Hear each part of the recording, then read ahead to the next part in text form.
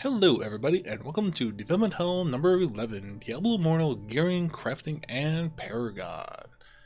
I am Dredscythe and I will be leading you, again, through this Diablo Immortal Technical Alpha feedback. Now, Gearing, Crafting, and Paragon are not as big subjects as the last two videos, but they really do deserve their time in the sun to be talked about and going over because they are really big parts of the game, at least from a technical alpha standpoint. So with that, we're just going to get right into it. Now, gearing, as I mentioned in the previous, as I touched on previously, video Dev Hell 11, that gear, I'll kind of approach it from two aspects. At least when it came to the secondary gear, which is where a lot of your normal slots, normal gem sockets will come from. I noticed that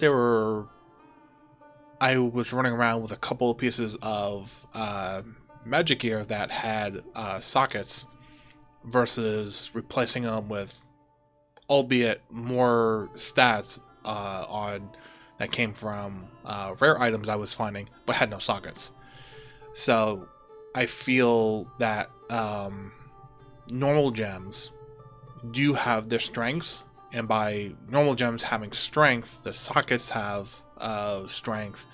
So having a rare item, a magical item with a socket versus a rare item without a socket, really does actually give value to that magic item. So I think people who are more of the Diablo 2 mindset will actually appreciate that, or at least I think so. Also, the thing with sockets is we didn't really notice this at first because I think maybe it just took a while, or we eventually had to find them. But sockets just aren't plain anymore. For those who are coming from a WoW background, there's, red socket, yellow socket, blue socket kind of deal, and they kind of use that system in Diablo as well. However, there's also rainbow sockets, so you can put any gem in those particular sockets as well. But unlike, if I'm remembering correctly, because Burning Crusade was so many years ago, back in those days in WoW, where you'd maybe put a red gem in a blue socket, and you do that, but you'd miss out on the socket bonus. In Diablo Immortal, no, you have to match the socket color, which can be a little bit annoying when it's like, I just want this giant life gem to go in there, and that's a red gem, so you need a red socket, but it's a blue one, so it's like, fine, I'll put armor penetration in there. So it's not bad.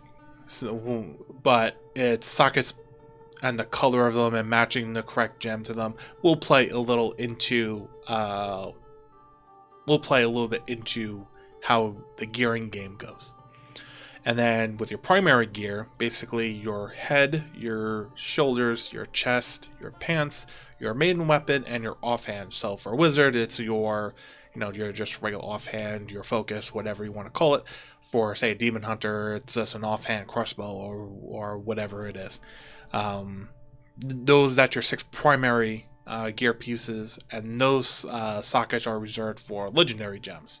Now, legendary gems are very much akin to what they were in Diablo 3, but there's over 20 of them, and there's some very much different ones. If I'm remembering it correctly, Mocking Laugher, which everyone was kind of laughing at, I think was the one, sorry if I'm wrong in the comments, was the one where it would basically force enemies to attack you, and then the unlocked ability at like rank 6 would it did something. It was more or less like a gem that made you a tank, and everyone's like, why would I do this? But it's like, already there's other gems in there, like if you combine that with like the Hunger gem, which your attacks have the ability to restore, X% amount of life for each hit, that can turn any barbarian into a real meaty tank. And especially considering that dungeons are in the game, but things like raids, which are planned for the game, just weren't in there for testing, are planned, which are customly designed encounters for group only. Those gems will come into effect. And when you combine those with other gems, like everyone was like, oh my god, there's a gem that gives like 10 to 50% critical hit chance, which, like, for all intents and purposes, it does exist. It can roll on gear, but when it rolls, you can get like 1% or 1.5, maybe 3 if you're lucky, but it's really rare. So having a gem that gives you 10 to 15, and then that goes up as you rank up your legendary gem, is incredible. But it had like a weird tag at a weird condition of when you're attacking from behind. But then you can start seeing when you start looking at that gem that forces enemies to attack you. So put that on a barbarian, so the mobs are always attacking the barbarian, but you and your wizard are on the other side of the barbarian, you're attacking from behind, you're going to have that critical hit chance applied to you. So gems will, even if they seem wacky now, especially as you've seen other streamers go through them and describe them and everything, start thinking in group settings, because I think that's where a lot of these gems that are a little bit wonky in solo play will start to shine in group play, which is great. So continuing on that theme with legendary gear itself, again, as I mentioned in previous videos, legendary gear really does refine your skills. They don't make or break your skills, and that's great. Because also, as I said before, it's good when it's that dynamic. Because I think everyone would agree with the statement that we really need to get away from what Diablo 3 became, where sets and the supporting legendaries to those sets really define the skills and then hence define the class, which then define the class fantasy. We need to do the other way around, where the skills are fulfilling the class fantasy and the legendaries are just there to facilitate a further refinement and continue the depth and make the build feel like it's more unique to you. So when you use your skills, you feel like you're doing something unique to you. And legendaries in the game right now really feel that they're doing that. Again, I was playing the wizard exclusively just to make sure I could test as much as I could. There were the one-off legendaries that were a little bit there were 2 legendaries that basically did the same thing with Disintegrate and Ray of Frost, that basically instead of a continuous ray or a continuous discharge for Disintegrate, it was a short wind up, and then they did a bigger, beefier like blast, almost kind of like an Iron Man pulse blast versus a continuous plasma beam, for better reference. It's like when they hit, they felt good, but it's like then the cooldown hit, and it was like, what do I do now? Like, those channel skills were supposed to be your big sources of power, and like you do it once, and then you're waiting 8 or 9 seconds. It's like it felt really bad. There were also legendaries that were like increases scorch range by 20%, or increases meteor's range by X%. And while I understand it's great because you can hit more mobs in a bigger area, it doesn't add anything. It's like it doesn't add, like, with Scorch, instead of increase range by 20%, it's you shoot 2 Scorches in a cone, so you can hit more enemies. But if you get really close to a boss, you're getting 2 separate big hits.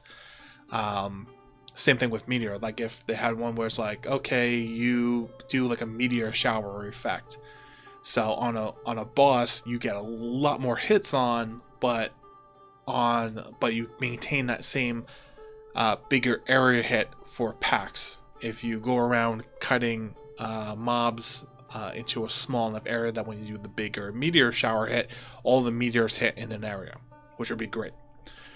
But other than that, most of the legendaries were really awesome. You really felt like, oh, I got this legendary, I'm going to use that skill, because you were like, oh man, just try it out and see how it worked. So for the most part, legendary gear, from what I tested, was really good and really did give a unique flair to each skill as I went through.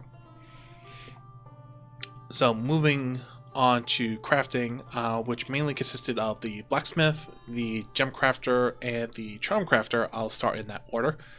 The blacksmith, you mainly had the ability to salvage items that you did not want, which was, where you sat in Diablo 3, which was great.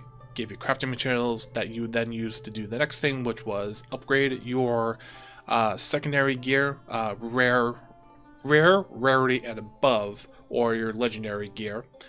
And as you would upgrade, especially your legendary gear, your 6 primary slots, you would, at rank 6, rank 11, and rank 16, you would actually add an additional attribute to that piece of gear. So what does that mean? So say there was a legendary sword I got that would actually, I think it was like 70 something willpower.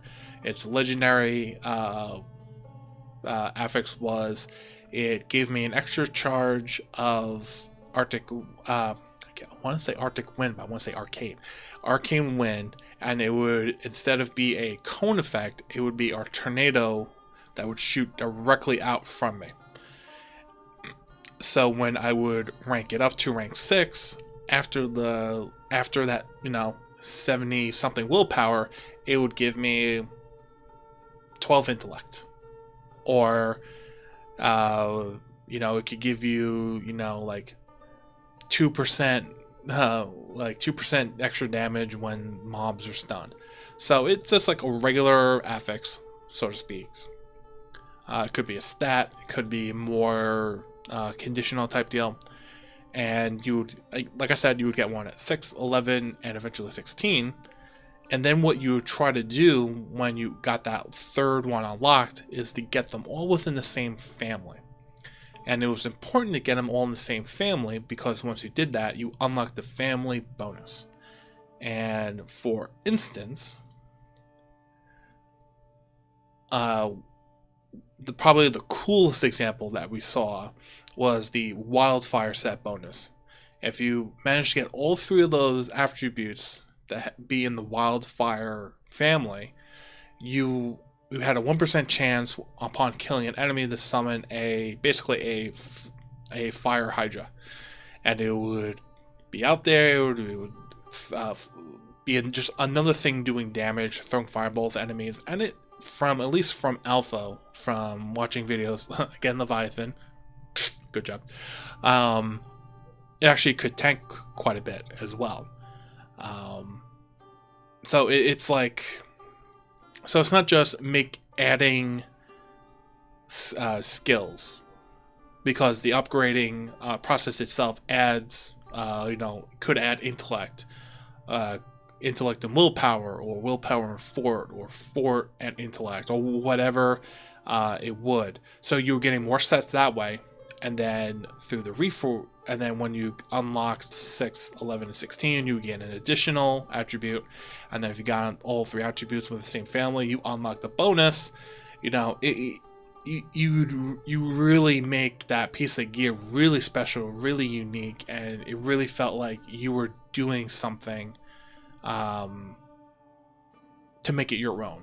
That it wasn't just like, okay, my version of Nemesis Bracers is the same thing as that person's Nemesis Bracers versus that person's Nemesis Bracers. Like, no, like my weapon is really unique to me versus that person's weapon is really unique to them, so on and so forth.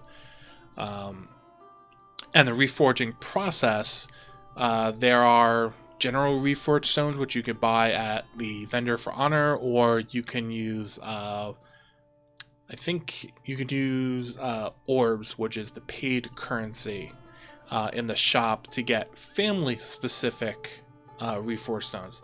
So it would be within family, but what you'd get as far as, like, again, that 2% damage while stunned versus maybe getting 9 willpower versus 14 intellect, that would still be random, but at least you knew it was in the family, versus the general reforged stone could be anything.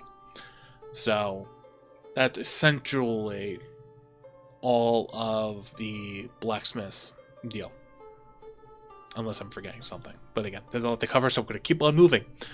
So the next thing is the gem crafter, which I gotta say is probably, it's weird because gems still follow the whole same system of, you need three of one rank of gems to go up, which is fine. The gem system, as I was saying before, like, I really like it. It's weird.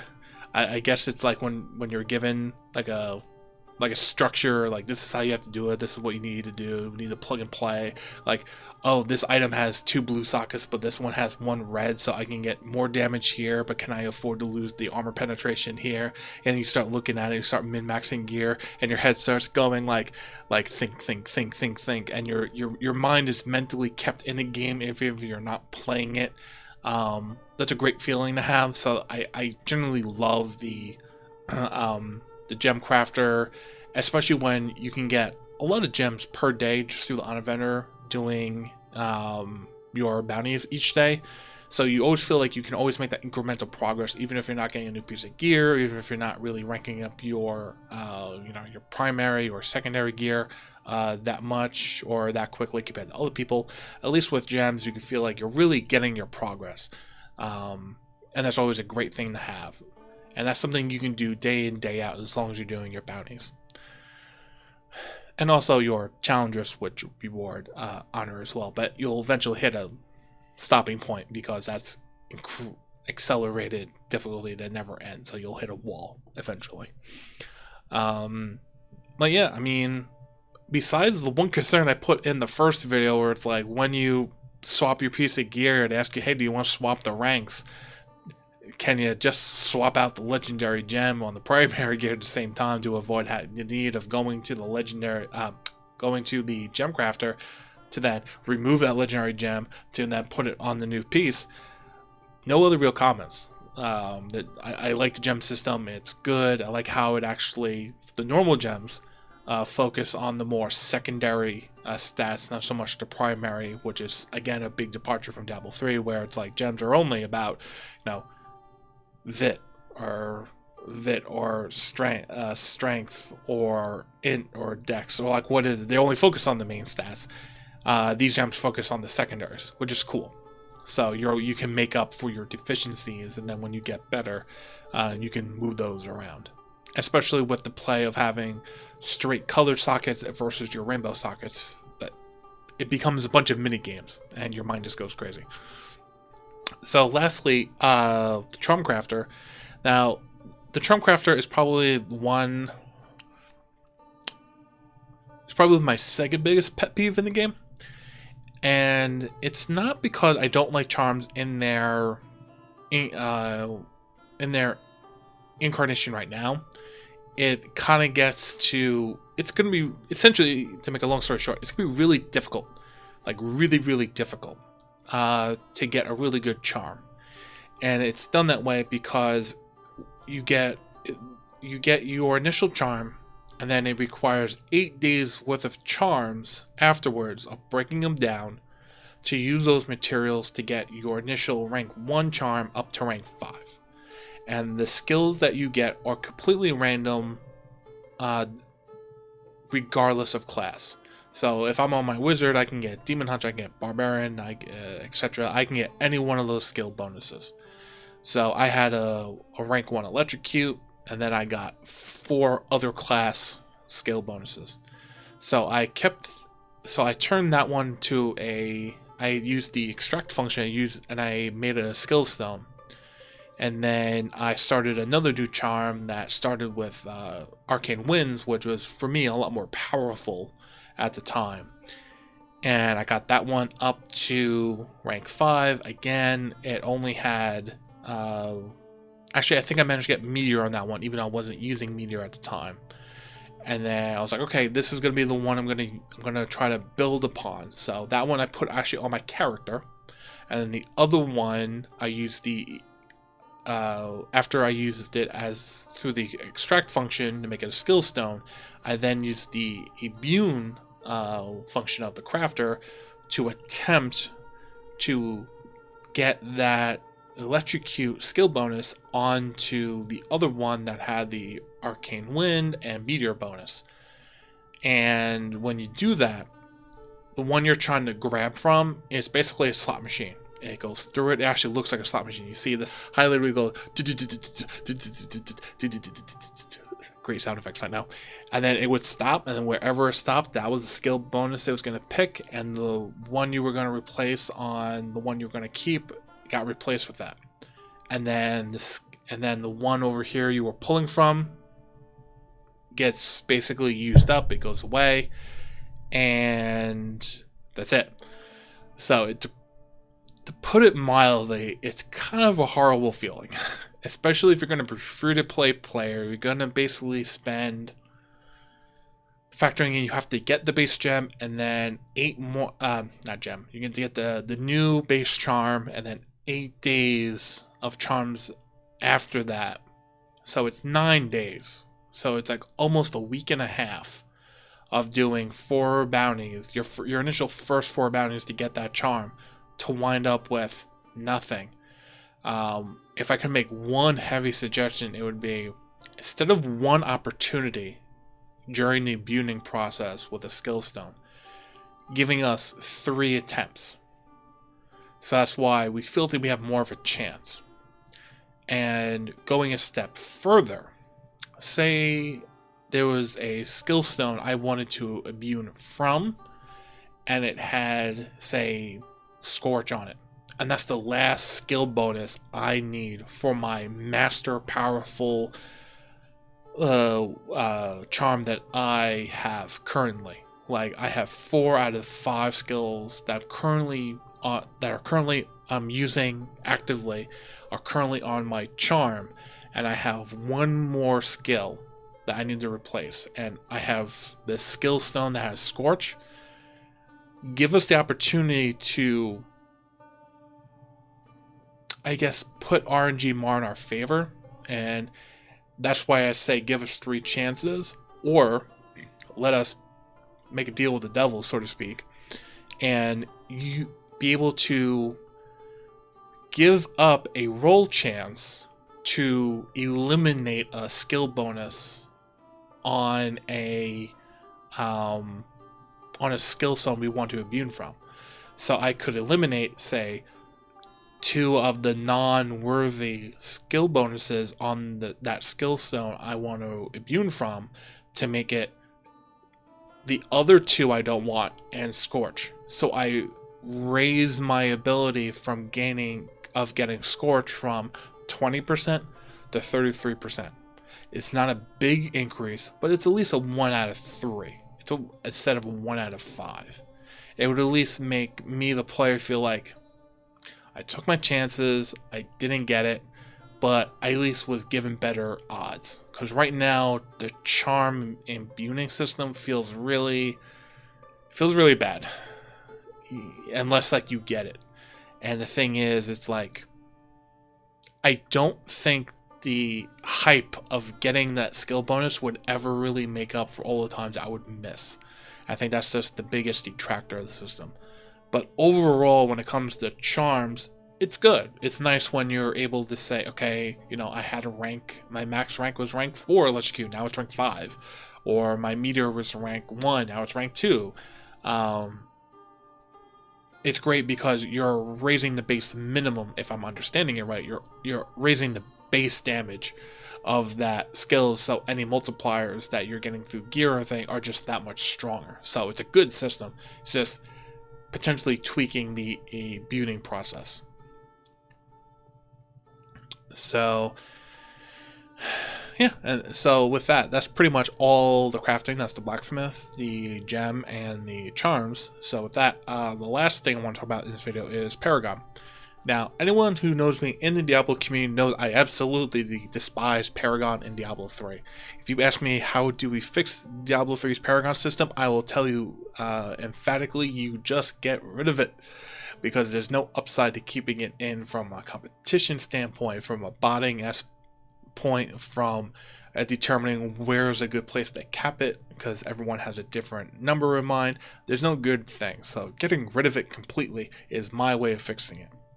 However, in Diablo Immortal, with the way they may have made their groupings, in the Paragon system, with Survivor, Vanquisher, Treasure Hunter, Gladiator, and whatever that last grouping is, in the way that they've kind of converted it from just this general catch-all every time you level to something you have to put a little bit more thought into, something you have to plan out a little bit more, something that you have to determine, what do I really want for my character as far as, individual stat increases versus actual abilities that you get to enhance your, your damage or your cheat death, stuff like that.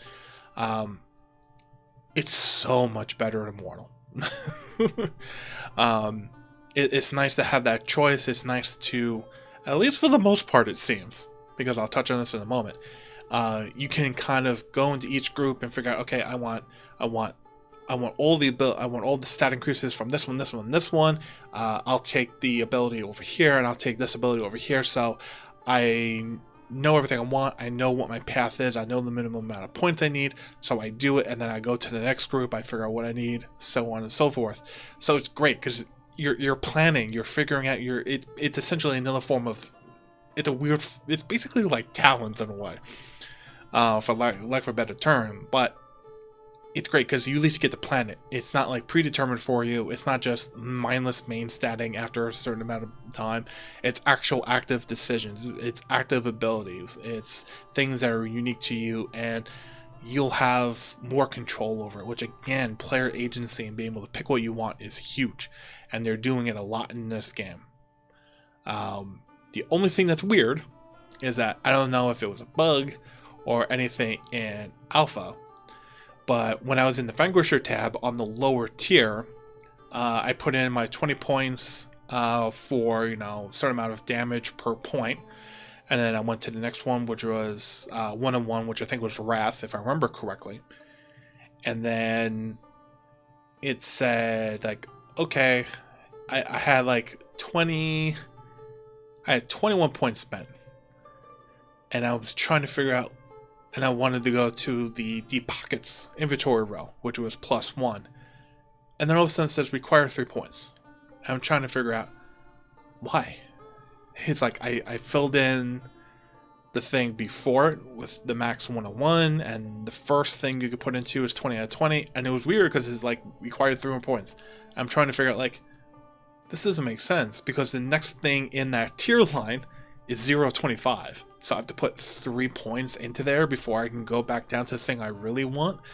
So I think that's just something that maybe has to be looked at, if that's intended, an explanation of why it's intended, because then that would be 3 levels of Paragon. And after a while, like if you're only playing for an hour or two a day, it could take you an hour or two to get 1 level. So it could be 2 or 3 days worth of time that's essentially wasted to get to where you really want to go. So I feel the system should work exactly how it's pictured. If you max out the previous thing and it's connected to it, it should just allow you to put points into it. So again, it may have been an alpha bug. There may have been something weird in it. But that's the only... I can't even call it grievance or complaint. I feel it's more of a bug than anything else. But overall, not much against Paragon. It's really good. It really helps your character. You can really pick and choose what you want to really further customize either your primary stats, your secondary stats, such as, like, offensive rating or armor penetration or armor life, everything like that, to really give you a better sense of what you want to do. And I feel I don't have any hesitation of wanting to grind Paragon, because I know that my decisions will only make my character better, and not just through some mundane main stat kind of way. It will be through actual decisions, actual meaningful decisions, which is always great. So with that, this video has now come to an end, and we now head out to the end. So again, thank you for watching, see more at blizzpro.com, and eventually all this will be posted on Dredscythe.com. And until the next video, which will be the last one in this series, which will be the big juicy one for all those who want to drama llama, or maybe not, who knows. We will see you then. So have a good night.